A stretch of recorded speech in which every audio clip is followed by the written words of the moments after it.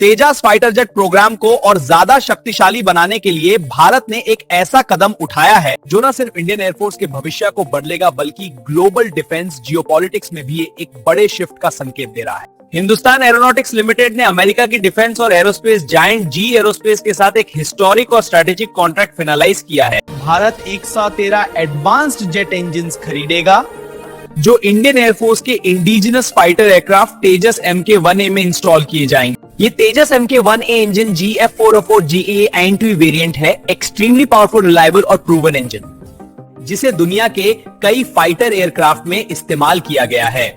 ये डील 2027 से लेकर 2038 तक फेज डिलीवरी के फॉर्मेट में एग्जीक्यूट होगी और हालांकि इस कॉन्ट्रैक्ट की exact financial details publicly disclose नहीं की गई हैं। रिपोर्ट्स के मुताबिक इसका वैल्यूएशन लगभग $1 बिलियन यानी तकरीबन 8,870 करोड़ के आसपास माना जा रहा है।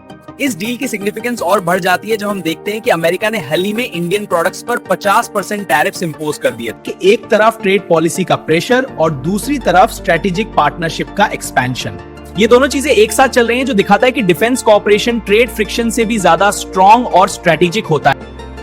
इंडिया ट्रेड प्रेशर के बावजूद अपने डिफेंस मॉडर्नाइजेशन गोल से 1 इंच भी पीछे नहीं हटा। भारत की एयरफोर्स के पास फिलहाल 33 फाइटर स्क्वाड्रंस ऑपरेशनल है, जबकि ऑथराइज्ड रिक्वायरमेंट 22 स्क्वाड्रंस की है ताकि इंडिया एक साथ 2 फ्रंट डिफेंसिव ऑपरेशंस में रेडी रह सके। पाकिस्तान वेस्ट में है और चाइना नॉर्थ ईस्ट में।